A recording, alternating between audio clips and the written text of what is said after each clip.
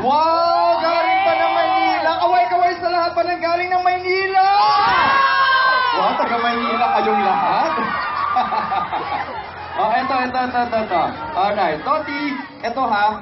Nakikinig at nakikinig ngayon si Maymay at si Edward ha. Kaya ito ang best chance mo para sabihin sa kanila kung ano ang iyong mensahe. Oh, ano ang mensahe mo? Nakikinig na siya, dyan na lang sila. Laban! Ha? Anong nandun? Ba, ikaw ba nakakalam kung saan sila? Pero ito ha. O, ano nga bang mensahe mo para sa kanila? Before mo sila mawi-witness in a while. Sana umami na sila. Hey! Mukhang meron talaga atang kailangan na mangyari revelasyon.